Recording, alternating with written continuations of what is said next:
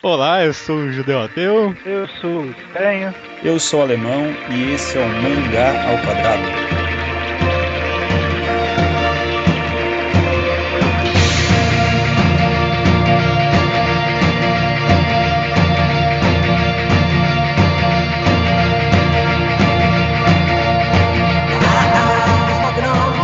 E estamos aqui novamente, Estranho, no 31º episódio do Mangá ao Quadrado. Sei lá qual é a sequência do Mangá em Quadrado, né? E temos um convidado. Exatamente o seu Nêmesis, né? É verdade, né? E aí, Alemão, quem é você, Alemão? Eu sou o Alemão, como já dito, e como mencionado pelo Estranho no último Mangá ao Quadrado, ninguém importante da blogosfera. Olha, Justo. Especialista em Niwazano, né? Podemos falar assim? podemos apenas fingir fã. que é. Podemos fingir, pelo menos. Mas tudo bem, se vocês dizem, né?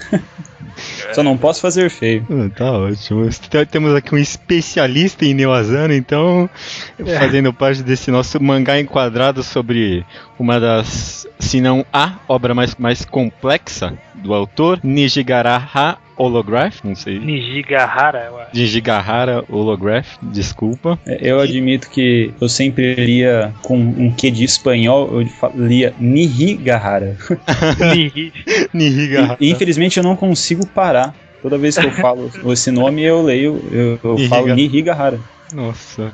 E eu sei que está errado. Eu não sei como eles pronunciam isso, né? Enfim. Não, tá errado. Tá errado. Tá errado. Na Espanha tá certo, né? Pode ser. E como qualquer mangá enquadrado, a gente sempre começa o programa aconselhando aos ouvintes que não leram a obra que estamos analisando a não escutarem o episódio. Apesar de que dessa vez eu até não é nem um mandamento, é mais um conselho mesmo, porque você não vai entender nada, né? Se você não lê o mangá, você não vai pegar spoiler, porque não tem sentido o negócio. Não escute. Eu diria até pra ouvir o Mangá ao Quadrado apenas depois de ler umas 2 ou 3 vezes a obra. Só pra garantir. Talvez assim, termine de ler uma primeira vez e já venha correndo pra cá, senão você vai perder tudo que você leu, né? Sim, pode ser também. Vai explodir a cabeça pelo menos algumas vezes. Nossa, quem leu uma vez e veio aqui escutar vai explodir a cabeça, com certeza. Então, marcado esse ponto, começamos aqui a linha de spoilers. E você quer não, começar por favor, com alguma diga. coisa? Não. Eu ia dizer pra começar um pouco falando sobre se vocês conseguem puxar da mente a primeira vez que vocês leram Nijigahara Holograph, como vocês se sentiram? Alemão primeiro, que é o convidado. Como eu me senti. Se você lembra qual foi a sensação de terminar de ler Nijigahara Holograph pela primeira vez. Ao terminar. Bem, não tem como não ter ficado confuso ao terminar de ler. Mas eu tenho a impressão de que a obra como um todo me deixou uma impressão de satisfação em ver que parecia estar tudo bem amarrado e que haviam várias referências no começo e meio da obra que se fechavam no fim. Todas as partes revelavam algum ponto da trama que não ficou bem explicado em outro ponto. Então eu tenho essa impressão de achar que tudo ficou bem amarrado e aquela sensação de que estava tudo bem correto, que se eu lesse novamente com atenção, eu veria os pontos-chave que me faltaram para o entendimento de algumas situações. Interessante, eu tive, acho que a experiência oposta, cara, porque eu acho que quando eu fui reler agora, eu lembrei que Nijigahara Holograph foi o primeiro mangá do Inuyasha que eu fui ler, e aliás foi acho que um dos primeiros mangás seinen, um dos primeiros mangás mais complexos que eu cheguei a ler, sei lá, antes de Monster ou qualquer outras coisas que eu considero um dos primeiros. E tava apagado isso na minha cabeça, eu nem lembrava que eu tinha lido, porque eu tinha lido e joguei fora, sabe? Eu me senti confuso, me senti meio que traído pela obra, achei que era alternativo demais, muito pretencioso. Lembro que eu terminei de ler e não tinha nenhum conceito básico aqui, assim, na minha cabeça sobre o que era a história. Eu guardei esse sentimento até umas 2 semanas atrás, quando eu fui reler de novo, e releitura a gente vai falar sobre durante o episódio, mas a minha primeira experiência com Nijigahara foi terrível. Cara, eu li o Nijigahara quando eu fui fazer a mangagrafia lá do Inuyasha lá no Mangatologia, Eu li na onda de alguns outros títulos deles que eu ainda não tinha lido pro podcast. E, cara, é que você sai de umas obras que são relativamente complexas, todas as obras do autor, né? De uma forma ou de outra. Só que aí quando você chega em Nijigahara Holograph, cara, você fala assim, pô, beleza, os outros são facinho, né? não tem segredo, né? O que ele é um pássaro? Que besteira, né? Grande coisa de ser um pássaro. Sabe? É uma coisa que eu fiquei muito caralho. Eu preciso entender essa obra. Só que eu nunca tive tempo, né? Porque a vida não é fácil pra ninguém. Nem a preguiça, né? De tentar entender. Mas, Judeu, eu acho que talvez tenha sido essa questão que te fez se sentir traído, por talvez você não conhecer outras obras do Asano, porque cara, se a gente conhece, a gente vê que ele tem essa tendência a deixar muito easter egg, e como eu até tinha comentado no Mangagrafia, ele utiliza bastante flashback. Como eu já conheci algumas outras obras dele antes, eu olhei e falei, não, eu pensei que talvez ele fosse um pouco mais complexo que as demais, mas eu mantive a confiança nele, sabe? Não, cara, não, certeza que esse foi um dos principais motivos. E aliás, tipo, reler agora com uma mentalidade diferente. Acho que eu li Nijigahara pela primeira vez quando eu tava começando o mangá, sei lá, uns 16 anos. Eu mudei muito também desde então. E reler agora também me fez pensar muito além nas outras obras do Asano. Tipo, umas análises que o Estranho fazia de Oyasumi Pum Pum, que eu pensava, isso aí é meio forçado. Agora eu começo a pensar, porra, é possível, cara, é possível, porque se o cara bolou um negócio desse, qualquer coisa é possível. Você tá falando sobre a minha teoria de que o Pum Pum é um psicopata? Tipo isso, eu comecei. Na hora eu pensei, mano, para de falar merda, cara, um negócio forçado do caralho. Mas agora eu tô pensando, porra, é possível, cara, é possível. Mas eu chegar num nível tão profundo assim, com certeza. Agora pode fazer o seu começo que eu cortei, não sei. O meu começo, na verdade, é falando que eu não sabia exatamente como começar o podcast. Vocês querem talvez tentar montar cronologicamente a história e aí a gente vai identificando alguns pontos interessantes? Era a ideia que eu ia sugerir, inclusive. Começar tentando fazer cronologicamente, descrevendo os personagens e aí em cima disso a gente trabalhar, pode ser? Não, beleza, ótimo, era o que eu pretendia também. Então, a história, então, acho que o ponto inicial da história, acho que sem dúvida, é o nascimento dos que a gente descobre mais tarde, 6 gêmeos, Suzuki e Arya, né? Acho que o ponto inicial da história, acho que não tem nem dúvida. Eles são gêmeos, até onde eu entendi, obviamente, né? Aliás, um dos primeiros quadros do mangá são os 2 gêmeos lá, né? Bem no canto. Os gêmeos, obviamente, de pais iguais. O pai dos gêmeos tentou matar a mãe, é isso, né? Que o pai, na verdade, era o Sr. Kimura, eu tô errado? Isso, o Dentucinho. O Dentucinho era o pai dos dois, tentou matar a mãe e não conseguiu. Aí o pai continuou com a Arya, o Suzuki foi com a mãe que se casou com o Sr. Suzuki, e aí a mãe ficou desaparecida uns 5 anos lá, até ser encontrada morta, né? Embaixo da ponte lá. Embaixo da ponte. Acho que a ideia, o ciclo inicial do mangá é esse, de flashbacks, né? Na verdade, antes dos flashbacks, a gente tem a cena do Suzuki adulto, já falando que o pai que ele visita no hospital não é o pai biológico dele. Mas na verdade a gente só descobre que é o Kimura através de conversas que vão acontecendo mais pra frente no mangá. Mas é exatamente isso. Eu só me toquei, na verdade, que era o Kimura naquele flashback dele mesmo, né? Na verdade, ele junto com a mãe tentando matar ela de fato. Sim, exatamente. Um dos últimos capítulos, onde aparecem a família no campo, né? Já que a gente tá nela, eu vou comentar, beleza? Essa parte, aliás, foi uma das partes que mais me deixou em dúvida no mangá inteiro, nessa análise que eu tentei fazer dele, porque quando o Kimura vai estrangular a mãe, os dois começam a ser encobertos com borboletas, mas a minha análise do mangá, eu concluí pelo menos que o encobrimento por borboleta significava a morte, mas naquele caso obviamente não era. Pois é. Que pra vocês pode significar o ser encoberto por borboletas do mangá? Ou vocês não notaram?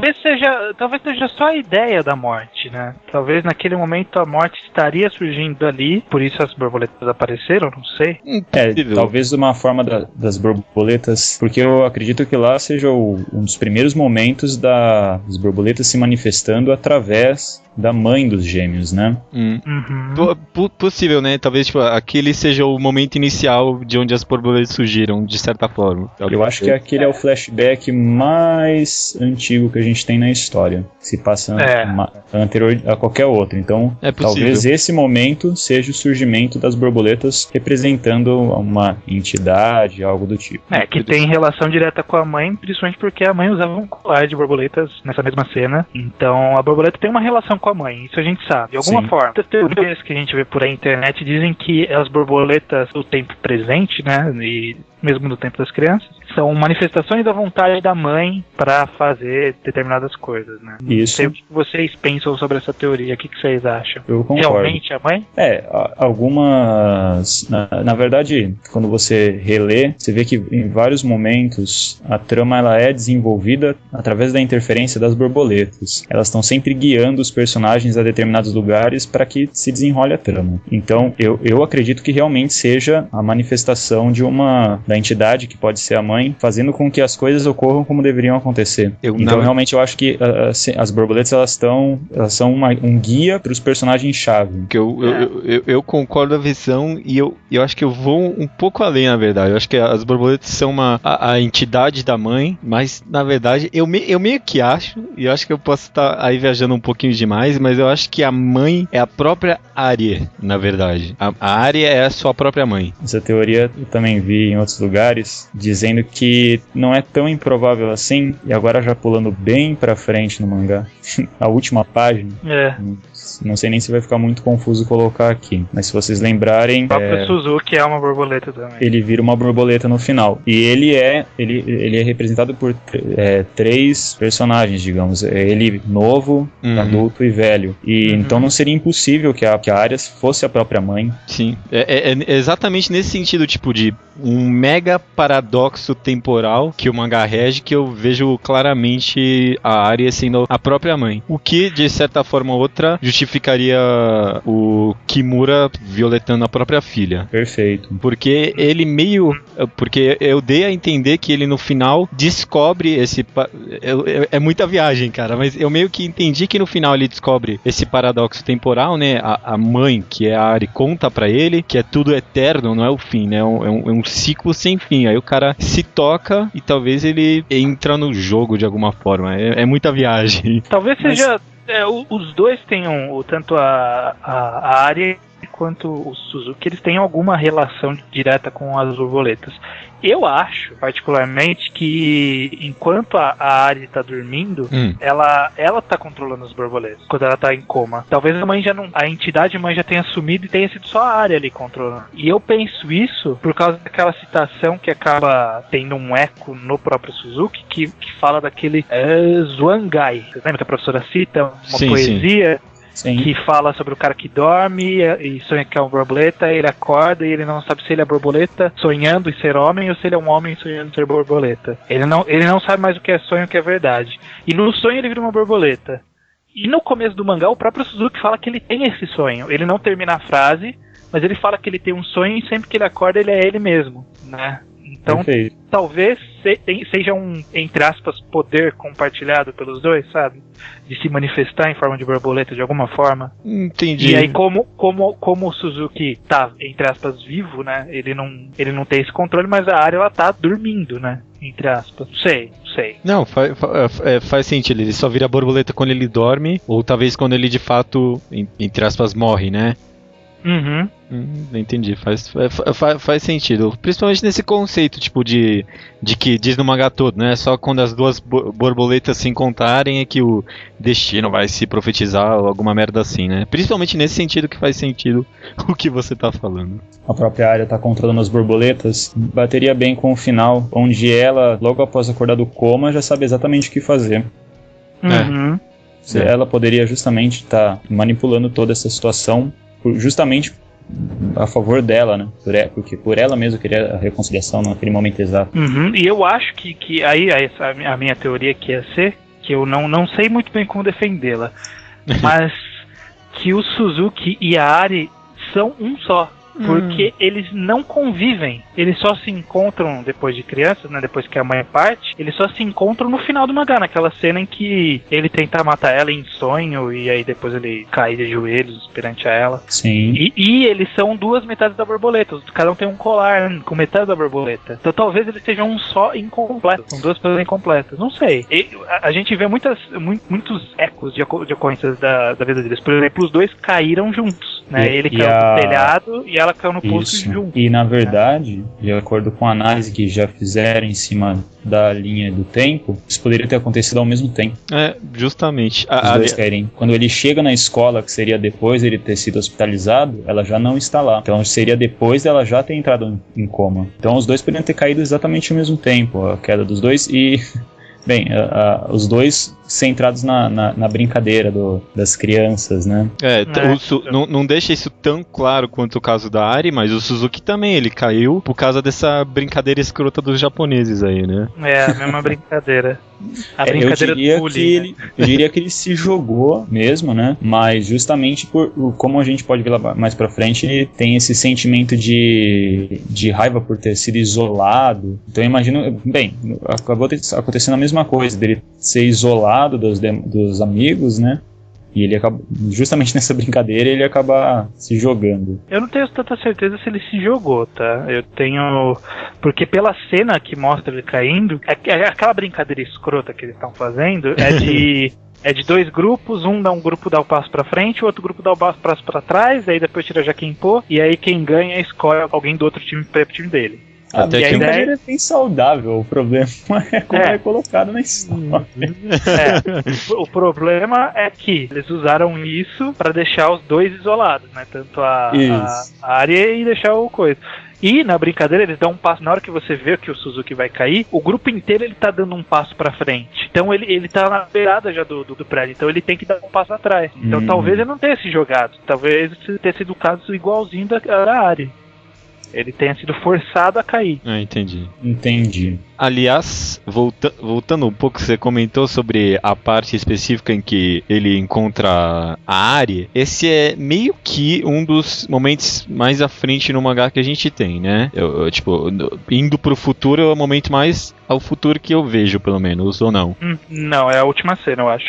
Dele de joelhos perante a Ari é a última cena, cronologicamente, pra mim. Cara... Depende, né? Depende. A cena dele velho pode ser a última também. É verdade, né? Mas a cena dele velho é a cena mais antiga ao mesmo tempo, né? Exato, ele é do meio. Ele tá do meio, né? Sim, não, mas tem razão. Tá, mas vamos desconsiderar isso. Falando que a cena dele de joelhos é a última mais cronologicamente, bate muito bem com isso que você falou dos dois serem a mesma pessoa, ou pelo menos serem uma mesma entidade, alguma coisa assim, porque quando eles se reencontram, é meio que um recurso do mangá mesmo. Fica meio preto, aí tem um pequeno flashback, e a última coisa que a gente vê de novo é o Suzuki caindo de novo. Então, vê se você tá me entendendo. Tipo, quando os dois se encontram, o ciclo paradoxal começa tudo de novo. É no momento que eles se encontram que o ciclo começa de novo. Ele meio que se torna um, e aí todo esse inferno começa de novo. Olha, eu achei algo bem interessante aqui, navegando aqui nas imagens. No final ou no começo agora tem que confirmar, provavelmente no final de cada capítulo, tem uma cena mostrando a página quase totalmente em branco, só com a borboleta. Com uma borboleta, e no final são duas. Eu também tinha percebido isso. Quando os dois se encontram, é isso aí. Quando os dois se encontram, viram duas borboletas, e aí tem o epílogo, né? Mas vamos avançar da Suzuki da área por enquanto, porque a gente tá muito preso nele, a gente tem uma gama enorme de personagens pra tratar antes. Eu queria comentar um pouco sobre o que vocês comentassem pra mim, sobre o Komatsuzaki. Qual é que é a do Komatsuzaki? Eu acho que é um coitado, né? Porque eu acho que não tinha nada a ver com nada ali e acabou se fudendo todo, né? Ele só era apaixonado pela Ari, né? No começo. Eu acho que ele era apaixonado, era bem dedicado a ela. Quando ela sofreu um acidente, ele passou a visitar ela bastante no hospital. E ele ficou, se já era um pouco perturbado, ficou mais perturbado ainda, tanto que ficava judiando do outro garoto lá, gratuitamente, né? Até que recebeu o golpe do bloco na cabeça e caiu no túnel, e a partir daquele naquele momento é o que se especula que ele passou a servir a entidade, aí pode ser tanto a Ari quanto a mãe, né? Acho que isso aí que você falou fica bem...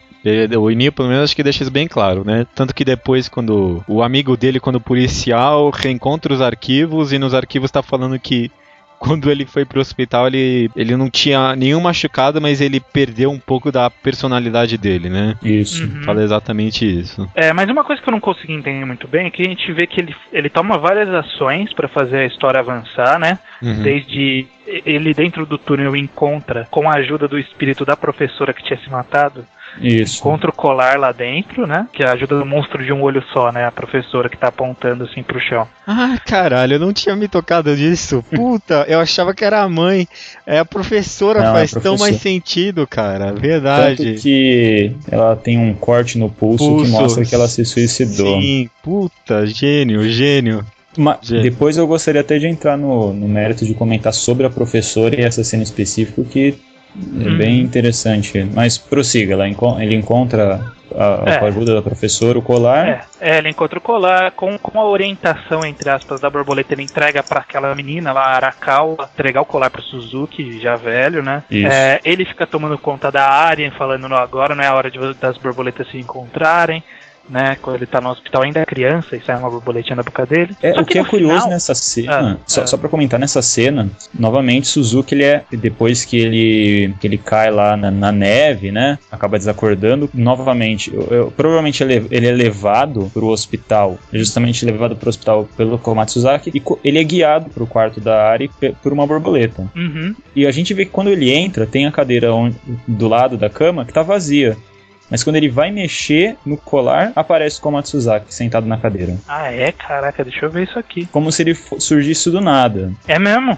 Cacete! Qual ele a aparece do página? nada. Não, calma aí que agora eu quero ver também. Eu tô no Honey Views, é a 234 aqui. Cacete, 200. ele aparece do nada mesmo, que filha Do da nada, puta. né? E ele tá meio até, assim, tá bem... exatamente, fora de si. E depois quando a borboleta sai da boca dele, ele desmaia. Caralho, eu até dei um susto aqui, mano. Puta, é verdade. Cacete, esse filha da puta. Aí fica a dúvida. Seria ele também ele teria Por que ele teria chegado do nada e sentado, né? Ou ele eu vou pode ter pegar fugido ali, né? Eu vou pegar esse cara no susto, e mais assustador do que eu aparecer de pé é eu sentar. Não, sentado é bem mais puta que pariu. Mas eu acho que justamente o que a gente não viu na passagem aí é ele saindo de trás de uma sentadinha na cadeira. A gente perdeu essa cena no meio dos outros quadros aí. Mas ele aparece do nada mesmo. E como se fosse realmente uma manifestação da entidade querendo impedir que houvesse a junção das duas borboletas, no caso, né? O que um cara lá no Manga Updates falou, aquele mesmo cara que escreveu todo aquele texto sobre taoísmo, não sei o que faria sentido nesse caso, é que quando tem a borboleta saindo da boca dele, ele tá, aí, tipo, no caso, ele é a incorporação da entidade, quando ele tem a borboleta saindo pela boca. Nos outros casos, é a entidade guiando ele, mas ele também, tipo, tem a própria visão e compreensão em cima do guiamento da entidade. Mas, tipo, no caso em que a borboleta tá saindo da boca, ele serve como um oráculo mesmo. Então, aí é o ponto onde eu queria chegar, né? A gente tá naquela cena que a Ari é desperta no hospital, o pai dela pula pela janela no mesmo tempo e tem aquela voada de um monte de borboleta no céu. Nessa cena, logo em seguida, aparece que o Matsuzaki tem túnel lá, andando na lama, pensando um monte de coisa, e aí, de repente, ele acorda do lado da Arakawa, de novo, só que, igual no começo do mangá, quando ele acorda do lado dela também, e ele pergunta quem é você, eu não entendi o que rolou ali. O que é? Ele viajando naquele momento? O que é? Porque ele sonha com a Arakawa, acorda, e a Arakawa fala, vamos visitar a Ari, vamos levar flor pra ela. Eu acho... O que é essa cena? Ocorre? Se ocorre, quando que ela ocorre? Não, cronologicamente ela não cabe no mangá. Então, a conclusão que deixa é que aquilo tá acontecendo dentro da cabeça dele. Porque poderia até ser uma memória que ele tivesse perdido, que tivesse acontecido naquele momento que a gente que tem o pulo, né, dele acordando lá no começo do mangá do lado dela e depois ele indo trabalhar. Mas justamente, ele vai trabalhar no dia, então naquela cena não faria sentido. E aliás, faria muito mais sentido que fosse da cabeça dele, porque depois quando essa Arikawa, ela chega, tem aquela cena dela esmagando a borboleta e depois ela chega em casa. Em casa tá ele ali, cara, todo sãozão, quase em estado vegetal, olhando as borboletas de fora. Então talvez ele ficou meio nesse estado vegetal mesmo e agora a gente tá vendo o que tá passando na cabeça dele. Isso. Só que tem uma cena em que a Arikawa vê o reflexo. Arakawa. Perfeito. É Arakawa? Arakawa. Ah, tá. Então... eu sei que ela vê o reflexo dele. A Arakawa vê o reflexo dela mesma com o cabelo comprido e do Komatsuzaki entregando as flores pra Ari. Então, as flores aparecem. E as flores aparecem, então, sei lá, cara, é uma viagem muito doida. Talvez criou uma espécie de segunda linha do tempo, talvez é só o Inio Asano tentando perturbar com a gente, cara. Então no reflexo que ela olha, que ela vê, eles dois tem uma borboleta voando na frente do reflexo, como se estivesse dentro da cabeça do Komatsuzaki. Só a borboleta, inclusive, é real, não é o reflexo. A borboleta tá do lado dela, o que nos leva a crer que novamente é uma borboleta guiando a visão dela pro vidro. Mas o que ela tá vendo ocorreu, a imaginação dela, né? E aí? Não pode ser a imaginação dela, porque as flores apareceram ali, né? Pois é, então, esse é o grande porém da história. Pra mim esse é um dos grandes... Mas o que significa isso no final das contas? Eu acho que esse ponto específico o Inuyasha colocou só de sacanagem. Eu não sei. Só pra gente porra, cara, não faz sentido. É da cabeça dele ou não é? Essa linha outra coisa que me quebrou bastante a cabeça.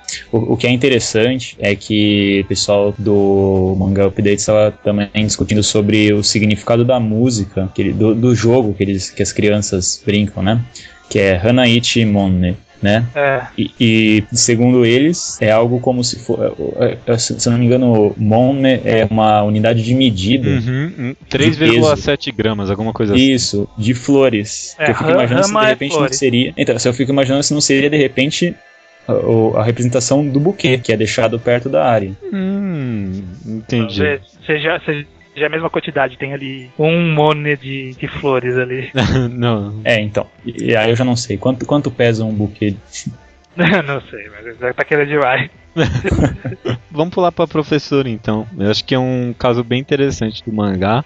Ela meio que entra no meio dessa linha temporal, ela vê o irmão lá, o irmão mais velho, como é que era o nome dele? Higuri. A gente nunca sabe o nome dele, a gente sabe o nome da família, né? Higuri. Ah, tá. Então ela vê o Higuri, irmão, estuprando a Ari, tenta salvar ela e acaba levando tijolada na cara e ficando deformada. Totalmente deformada, né? O que deixa ela traumatizada com crianças, ela passa a odiar crianças, ela maltrata os filhos, né? Não sei se isso ficou claro pra você. Ficou. Tanto que quando ela tá junto com o marido dela e as crianças, em momento nenhum ela pega nos filhos. É sempre o pai segurando as crianças, um no colo e outro na mão dela, e ela nunca toca nos filhos. Tanto que depois dá pra, obviamente, ver o hematoma na criança, né? Exatamente. Só que ela trata bem o Suzuki. Por algum motivo ela trata bem o Suzuki. Só o Suzuki.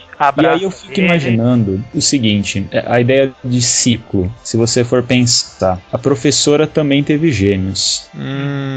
E ela morre também, né? Assim como a mãe dos garotos. Ela também se mata e acaba aparecendo lugar. Exatamente. Tanto que o Komatsuzaki, ele fala, quando ele vê o monstro de um olho só, que seria a professora, se não me engano, ele pergunta algo do seria esse o monstro que falavam antigamente. E eu consigo enxergar bem a ideia de ciclo aí.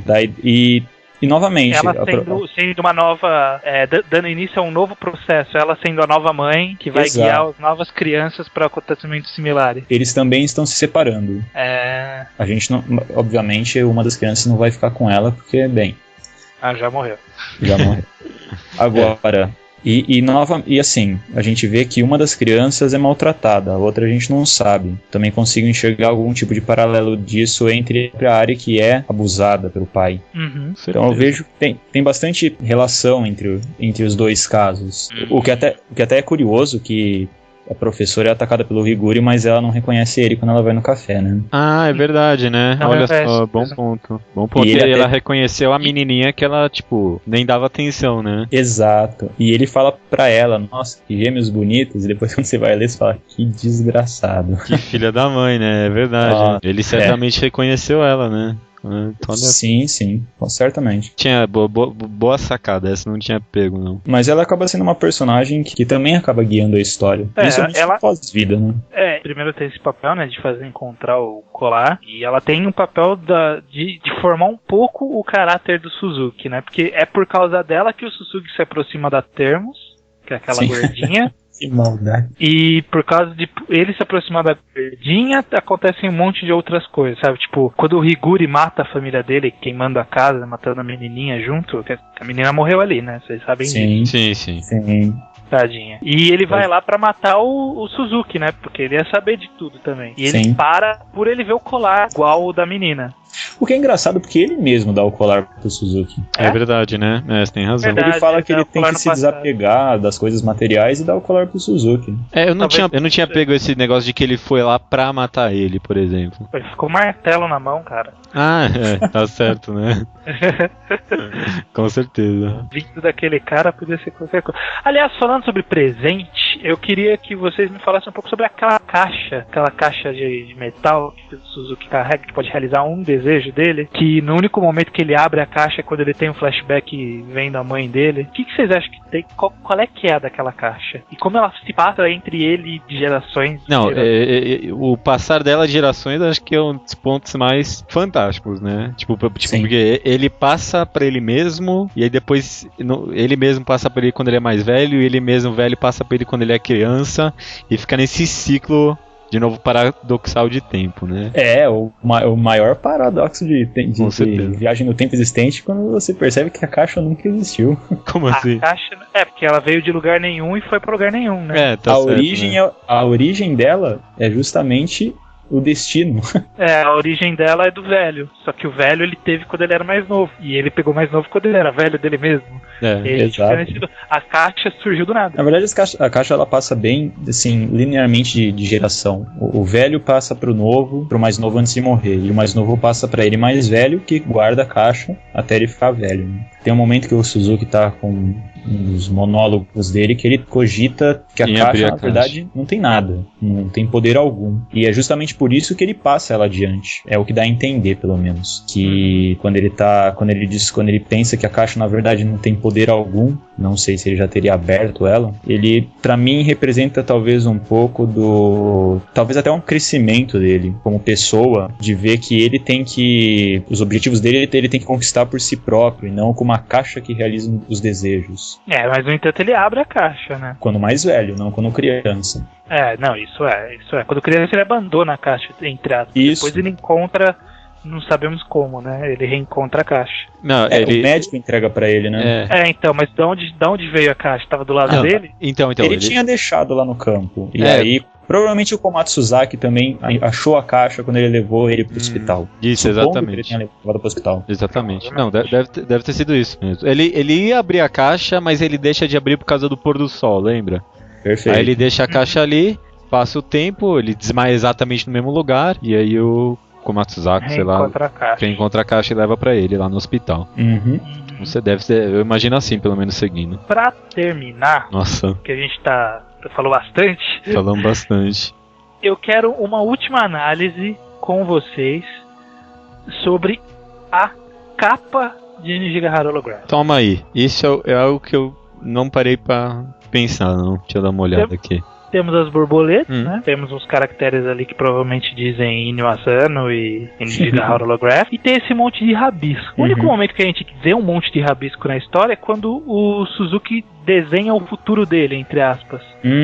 Que ele mostra pro professor, ele entrega uma página toda rabiscada que representasse o futuro dele. Mas eu é não vermelho. sei, mas é vermelho, exatamente. Eu não sei, porque uma coisa que me explodiu a cabeça quando eu fui pesquisar, que não tinha me tocado e eu percebi depois, é que a gente normalmente associa Nijigahara Holograph com holograma. Aham. Sim. E não é holograma. Holograph é hologram que é holograma. Holograph é holografia. Holografia é um documento que é escrito e assinado por uma mesma pessoa, sabe? Como um testamento escrito à mão e assinado pela mesma pessoa que escreveu o texto, alguma declaração, algum documento que é feito por uma pessoa só. Seria Nijigahara Holograph escrito pelo Suzuki? Eu não consegui bolar alguma lógica nisso. A teoria principal seria de que, quer dizer, principal, eu vi a maioria das pessoas concordando, seria que na verdade o Inio Asano é o Suzuki.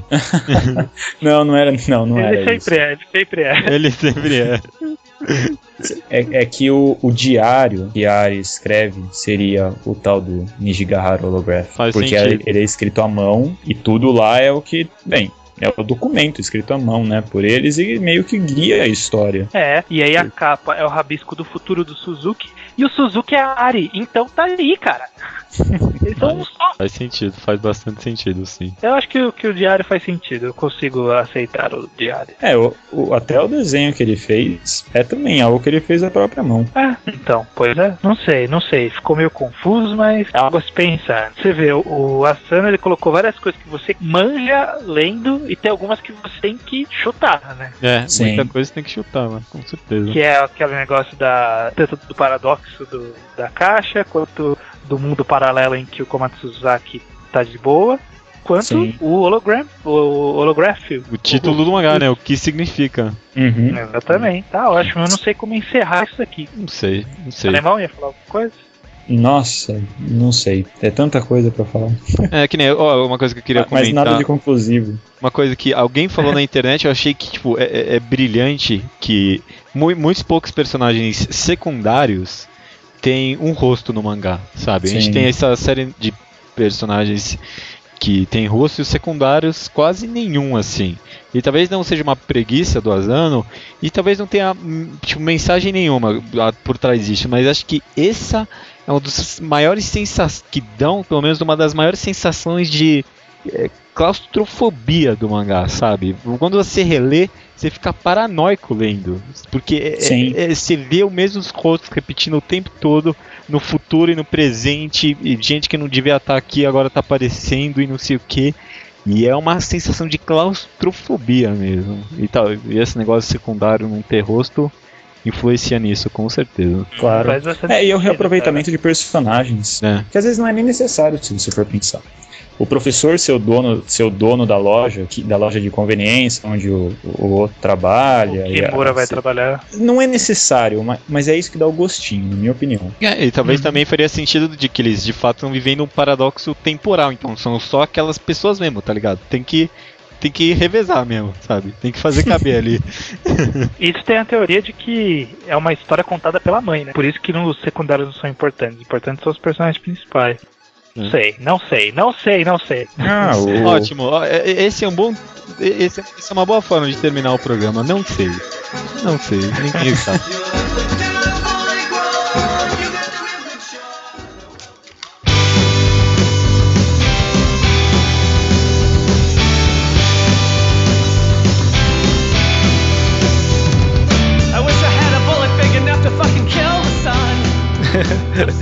Bom, então leitura de e-mails do episódio 30. Maravilha. Esse episódio. Não, episódio 31? Não, é o 30, tá certo. A gente tá no episódio 31, né? Você tem razão. Exatamente.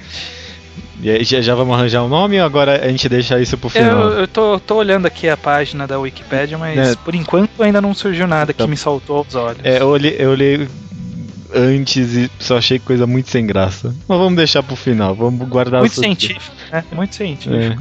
Mas vamos deixar o suspense, Beleza. O que a gente teve essa semana, Judeu? Você colocou gostei da hashtag aqui, Slowpoke Report, né? Pessoal que tava mandou e-mail depois da gente comentar e tal. Por exemplo, o Diogo Câmara, deve ser assim, né? Terminou de ler Uzumaki e achou muito parecido com Lovecraft. Eu já ouvi muitas comparações com Lovecraft, eu nunca li nada do Lovecraft. Você falou que não é parecido por acaso, né? Não, exatamente. O Junji Ito, o autor de Uzumaki, ele é um declarado fã do Lovecraft. Inclusive a gente falou isso lá no Talkcast sobre Junji Ito. É antigo, a qualidade do áudio não tá tão boa, mas o conteúdo tá legal. Vocês poderiam ouvir lá se quiserem. É um bom podcast, sim. E ele comentou que a gente teria muita coisa pra acrescentar sobre o fim. E você colocou aqui, e temos mesmo. Temos, né? Temos, a gente queria fazer um programa, um mangá enquadrado sobre o Uzumaki. Até convidamos aí uma pessoa que nos recusou tristemente. Não, que isso. Tristemente mesmo. Mas a gente deixou a ideia on hold. Quem sabe um dia a gente trate sobre isso aí. Com certeza. Eu quero. Eu acho que é um mangá que tem coisa pra comentar. E outro Slowpoke Report foi do Rafael Gama, do Zigrifid, que mandou e-mail sobre o mercado nacional e mercado mundial. Depois que a gente tinha gravado os e-mails, ele mandou porque ele ficou puto que a gente não leu os comentários do blog naquele. Mas é porque a gente teve muito e-mail e a gente dá prioridade pra e-mail, né? Já aproveitando pra explicar, a gente dá prioridade pra e-mail porque as pessoas não leem os e-mails. Né? Não tem como a pessoa acessar e ler o e-mail. Comentário ela tem. É o risco que você corre. Você manda um e-mail, você tem mais chance de ser lido, mas as pessoas não vão ler o seu conteúdo inteiro, porque a gente sempre vai cortar, porque as pessoas mandam. É complicado. Tudo tem prós e contras na vida. Então é um eterno perde-ganha. Com certeza. E temos até que a gente teve bastante sugestão sobre obras simbólicas, né? Por assim dizer. Por assim dizer, certamente. O Rubens Sombrereiro, né? Fala de Vagabond e Go-Go Monster. Vagabond, com certeza. Go-Go Monster eu nunca li. Eu também não, nem conhecia, nem de nome. Ah, não? É do como é que é o nome daquele filho da mãe, daquele autor? Que ele fez? Ai, pô, como é que eu esqueci o nome? De Ping Pong e... Ah, é o Taiyo Matsumoto? É isso mesmo, Taiyo Matsumoto. Tenho quase certeza que é dele, né? A obra... Não tenho certeza que é seu nome dele. É esse mesmo, procurei aqui. Fez preto e branco. Esse mesmo. Taiyo Matsumoto é cheio de... As obras dele são cheias de simbolismo. Não duvido que Google Monster tenha também. Até Ping Pong tem. Não, cara. E Ping Pong até que tem bastante, né? Ping Pong é muito legal. Bom, enfim. Outras que recomendaram aqui, o Maurício Xavier recomendou Serial Permanent Lane, o anime. Disse que tem um mangá, mas é melhor ver o mangá depois de ver o anime. O mangá é uma porcaria, né? Tá bom, você que tá dizendo. Evangelion foi mandado pelo Sonino, deve ser isso, Sonino, e o Taka e mais o mundo inteiro, né? Evangelion bastante escrachado e bastante analisado por aí, né? Com certeza.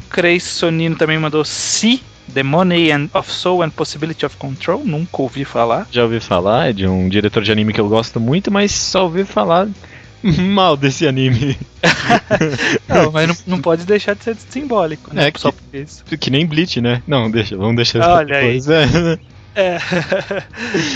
Inugami, o Siegfried me fala de Inugami, I Am a Hero e King of Throne. Desses aí eu só conheço I Am a Hero. Eu também. E I Am a Hero tem não tem, né? Deixa em dúvida. Se deixa em dúvida já é simbólico, né? Uhum. Com certeza.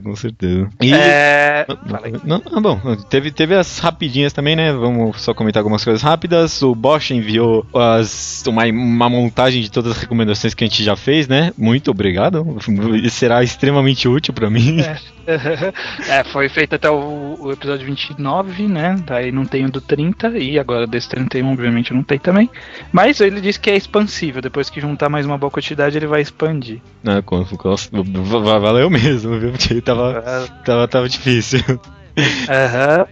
Sobre Ninjigahara Holograph, o Rubens Sombrereiro, de novo, colega de Portugal, mandou um post bom que eu inclusive tinha lido há muitos anos atrás. Muitos anos não, 1 ou 2 anos atrás.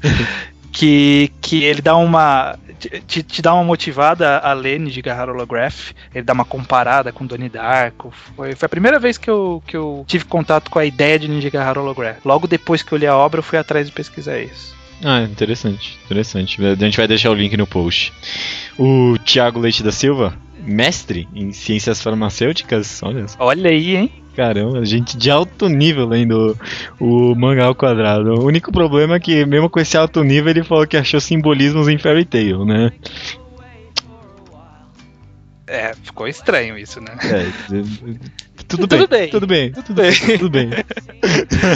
Daí Sonino, ele cita uma situação interessante, né, que a gente fala sobre o simbolismo que o autor coloca e não coloca. Falou que a autora de Fullmetal tinha feito uma capa com um personagem de costas que todo mundo começou a entender que representava a liderança, que as pessoas estavam seguindo ele, aí depois ela só declarou que ela tava com preguiça de desenhar o personagem de frente. É complicado, simbolismo é complicado, cara. É o mesmo caso que eu deixei de comentar da maçã em Death Note, né? Que depois o Oba comentou em entrevista que ele só gostava de desenhar maçã. É só por isso. Não tinha significado nenhum. E pra terminar, o Thiago no Mangas Underground pede pro estranho dar uma olhada no dicionário antes do começar do cast. É 30 segundos, rapidinho, tá bom, cara? Beleza?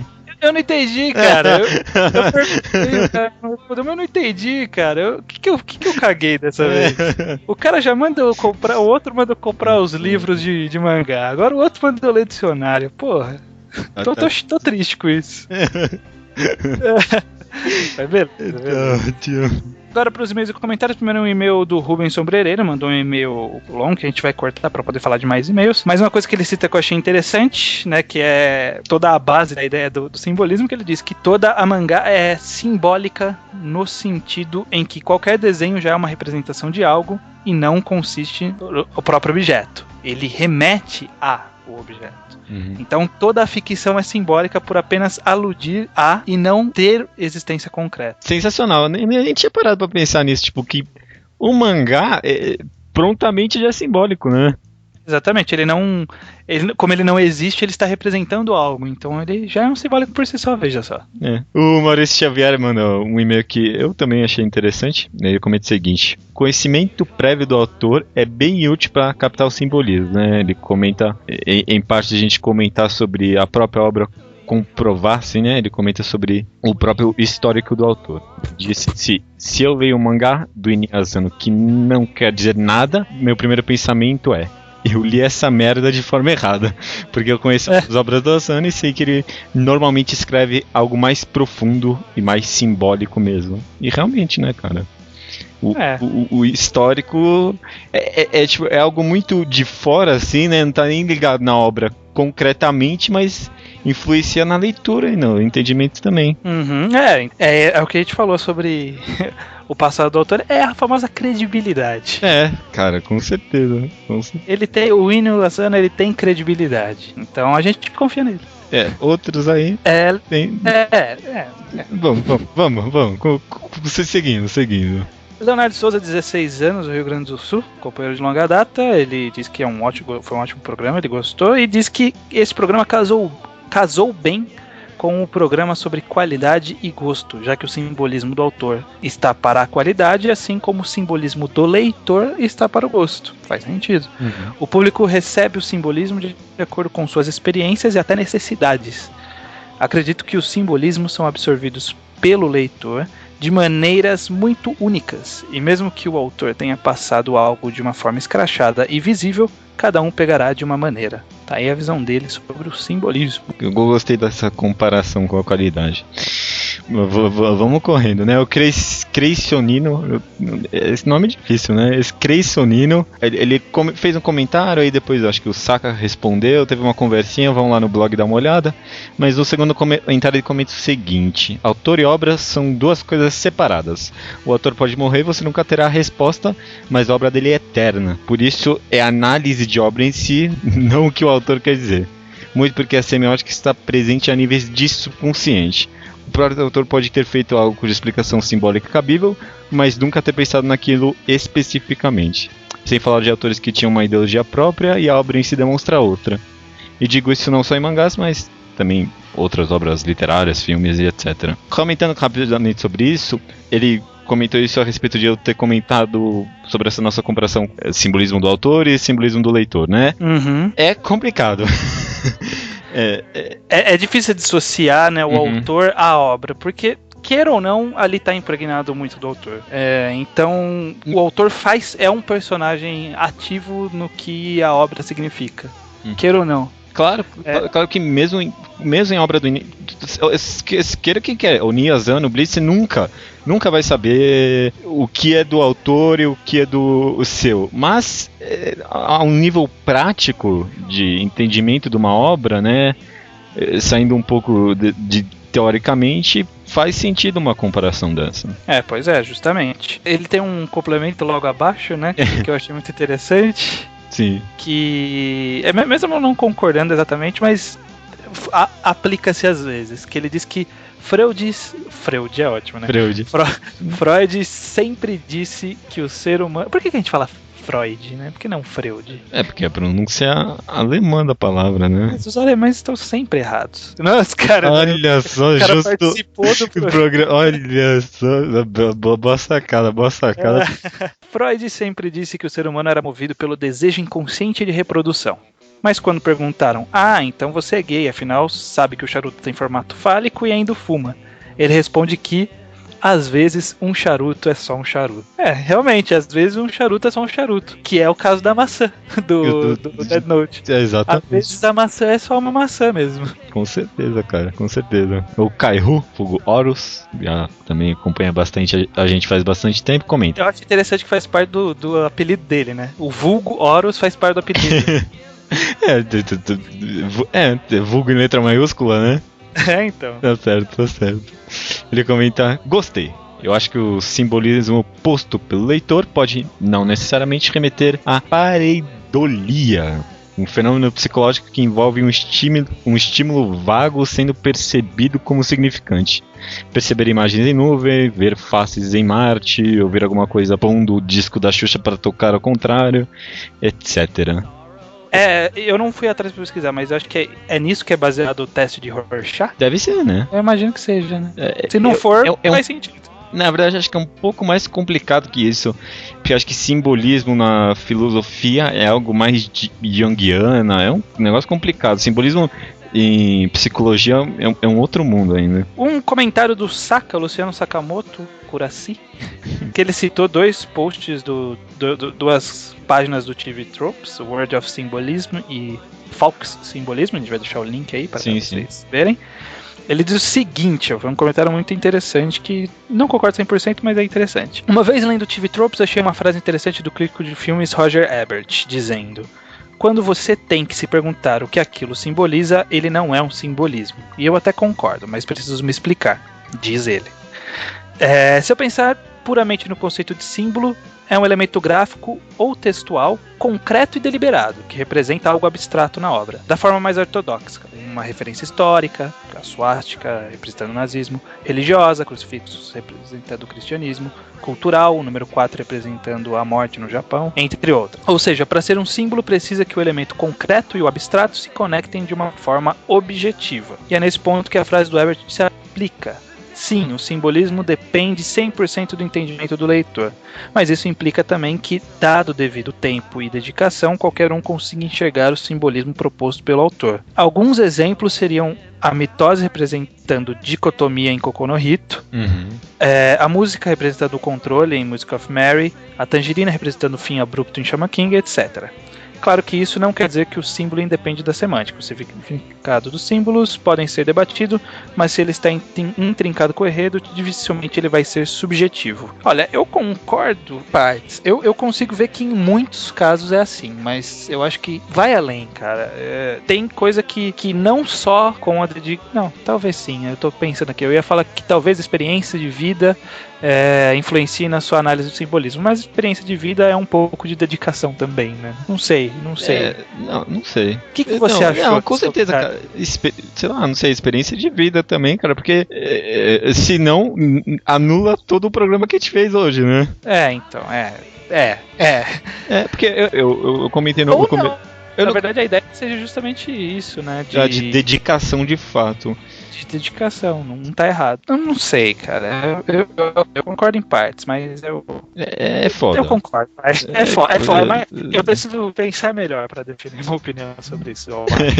Não dá pra responder isso agora, né? E só um último comentário do senhor Alexandre Araújo, vulgo, não como apelido, Nuts. no Mangás Undergrounds, fez um comentário bem comprido sobre Bleach. A gente vai cortar muita coisa, né? Dei uma lida lá, teve coisa interessante que eu descobri por lá. Mas ele comenta brevemente sobre a experiência dele com Delivery Service of Corps. Eu nunca li esse mangá, falam mais ou menos dele. E aí ele diz: acredito que seja um bom exemplo dos dois tipos de símbolo vocês formulados, o intencionado pelo autor e particular, o caso dele com Delivery Service of Corps. Contudo, são pouquíssimos casos em que é possível distinguir um do outro com base na palavra do criador, né? Tipo, não é a palavra do criador, não é o Word of God, como tem no TV Tropes, né? Que vai distinguir a obra. Inclusive, isso serve como um... bom, deixa eu falar. Eu ia falar que serviria como um contra-argumento a uma coisa que ele falou sobre o subjetivismo dos poemas, que eu já respondi lá, que ele diz assim, né? Que ele fala... Bom, prossegue aí que aí eu digo depois. Não, tudo bem. Ele fala sobre o estudo do signo ser de fato um estudo genuíno, né? Criado por dois caras que não vou nem tentar pronunciar o nome. Acho válido pelo menos deixar isso solto.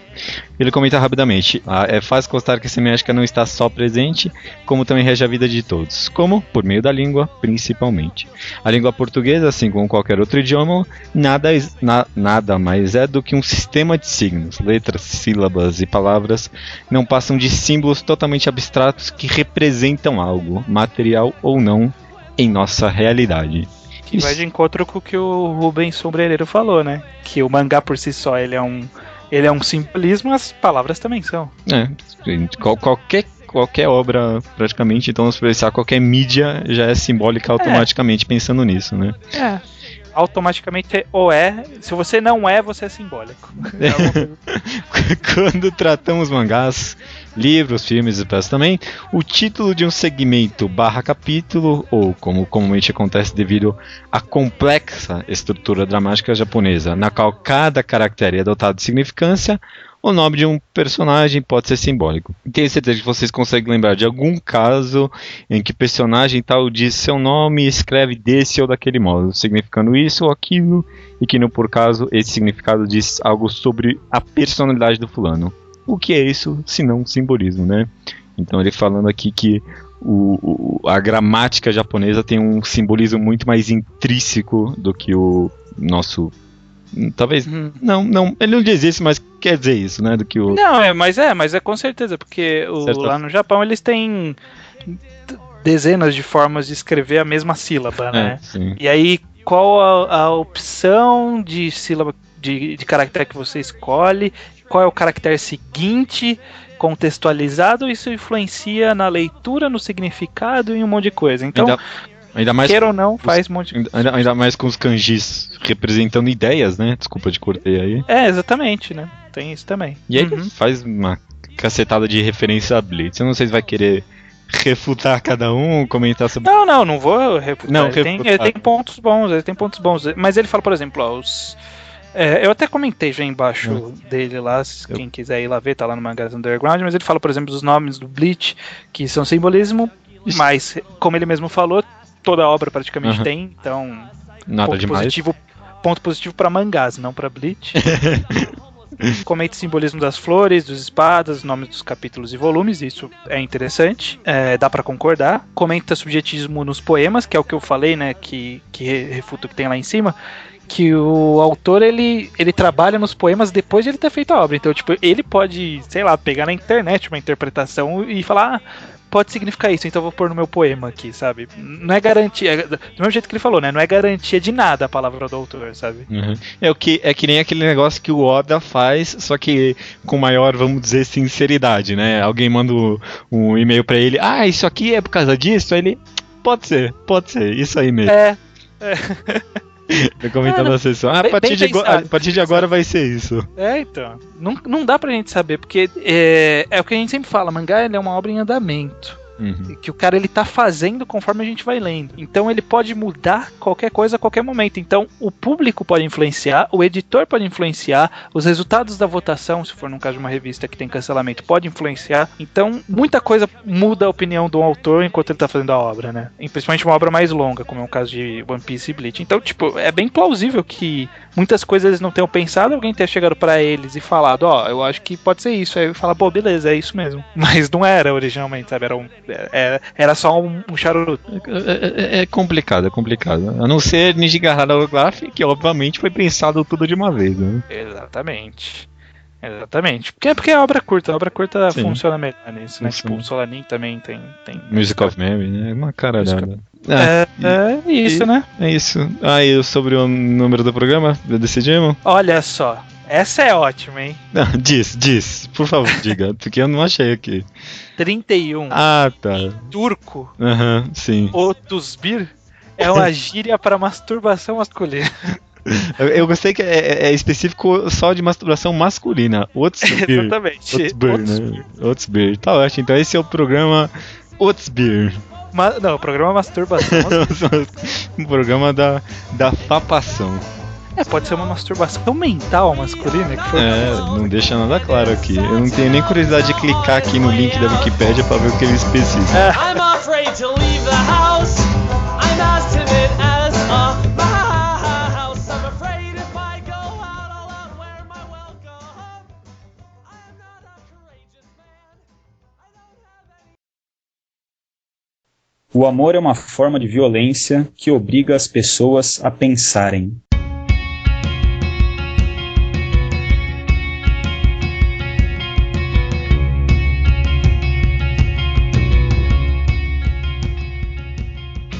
Essa foi a frase que originou o título Socrates in Love, do autor Kyoichi Katayama, e que escreveu um best-seller no Japão, no qual foi baseado o mangá pela autora Kazumi Kazui. E, bem, esse título, Socrates in Love, é um volume único, já lançado no Brasil pela JBC em 2004, se eu não me engano. Primeiro, o que é a história, né?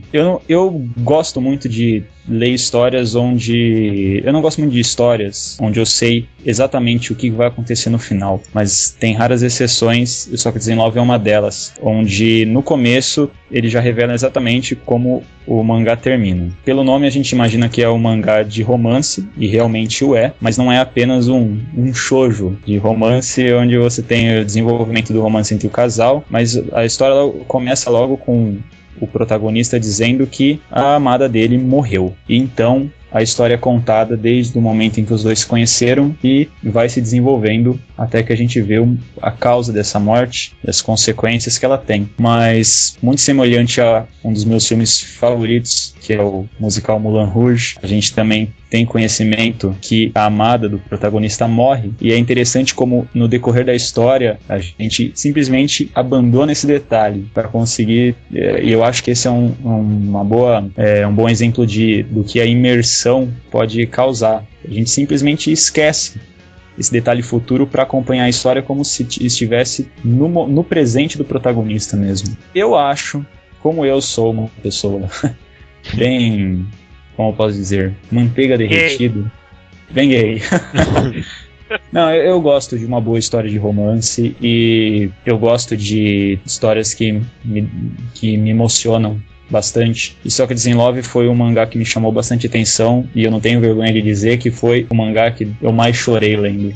Olha só. A ponto de, no final, ter que dar uma pausa, pra dar um tempo mesmo, e continuar lendo de novo. E foi interessante porque recentemente, na verdade ontem eu li o mangá de novo para ter certeza que eu queria recomendar ele, para falar, vamos ver se realmente isso não é coisa de alguns anos atrás que eu me emocionei, sei lá, por outros motivos. E novamente eu cheguei até o final chorando muito, e porque é uma obra emotiva. Eu acho que ela tem a sua carga dramática, mas ela não força a barra para a carga dramática. O que eu acho que funcionou muito pra mim foi o fato do protagonista ser homem, porque ele apresenta pontos que eu acho que realmente é uma visão masculina de um romance. Talvez por poder ser considerado um shoujo pra menino, não sei, porque eu não sei se as mulheres elas se identificariam tanto assim com a trama como um homem se identificaria, os problemas retratados, porque até mais da metade do mangá ele fala bastante sobre o romance dos dois, e é tudo pela perspectiva do homem. E outra coisa que eu acho bem importante é que, por ser um volume único, não enrola. Ele conta a história na medida que tem que ser contada, e mesmo assim eu consegui sentir essa identificação pelos personagens, me sentir imerso na história. Poxa, lendo o mangá que eu não demorei nem uma hora pra ver. Tudo que é feito eu achei necessário. Justo. Então, essa é a minha recomendação. Bacana, bacana. Eu não li ainda, você leu, Judeu? Não, também. Foi publicado aqui no Brasil, é isso? Pela JBC? Foi. Isso. Ótimo, vou Da procurar. JBC. Eu tô vendo aqui o nome do mangá em japonês e a tradução seria Chorando pelo Amor no Coração do Mundo. É. Coisa meio brega, né? É que assim, o Sócrates in Love, na verdade, ele era o título que o autor queria pro livro, só que os editores não deixaram, disseram que não iam vender. E aí eles colocaram esse outro nome, né? Que é o Sekai no Shushin Deai wo Sakebu. Só que é brega, mas tem sentido na história. Eu consigo enxergar e, sinceramente, se esse fosse o título da história, eu acho que no final eu ia me explodir ainda mais em lágrimas. Oh, que bonitinho. Beleza, aí uma boa recomendação. Vou até ler. Eu também pretendo. Um comentário, a comparação entre ele e o filme do Moulin Rouge. Outro filme que teria muito a ver com esse mangá, Um Amor pra Recordar, exatamente. Tem muito esse clima. Eu consigo ver alguns pontos assim que batem exatamente com o filme. Agora, se você não gosta de Amor pra Recordar, então... Eu gosto. Então leia. Eu também chorei que nem uma menininha. Véio. Ah, perfeito. Leia o mangá, então eu acho que você vai gostar. Vale apontar também que a arte é bem simples. Eu não achei feia, mas ela é bem simples. Muita gente critica a arte. Eu acho que tá na medida certa. Tá tudo bem. Então, Alemão, obrigado pela participação. Muito obrigado. Agregou muito ao nosso papo aqui. E foi uma boa Eu fico recomendação feliz. também. Eu que agradeço pelo convite. Também. E vai ser a votação do público que vai decidir se você fica na casa. Não, mentira. Poxa, então tinha que ter feito uma outra recomendação. É verdade, né? Se soubesse, agora já era. Já foi, gente. A gente queria saber do seu coração mesmo, que dizia. Ah, então foi certeiro. Alguma piada antissemitista antes de irmos? Não, eu não posso. Que é isso? Você já tem um débito com o judeu, né? Que é isso? Se esse podcast for pra Alemanha, capaz de vir me perseguir aqui. Falando nisso, eu vi outro dia desse o mangá de Maikan. Existe, tipo, o mangá é sobre o livro. Não é tipo sobre o livro. Vai sair no É Brasil? o livro em mangá. Ah, vai sair no Brasil, não é? É verdade, né? Cara, que negócio meio escroto, né? Tipo, o cara vai ganhar dinheiro em cima disso, né? Tipo, mangaka. Sei lá. Ele foi pago pra fazer isso, ele não tem culpa, cara. Ele foi pago pra fazer isso? Vai ver? É uma editora que... Como é que você sabe que não é obra do coração dele? E se for, foda-se, né? Se for, foda-se. É esquisito do que, sei lá, Bleach. Ô louco, né, os caras... Ótimo, com isso então encerramos o Mangá ao Quadrado. Até semana que vem. Até mais, valeu, alemão.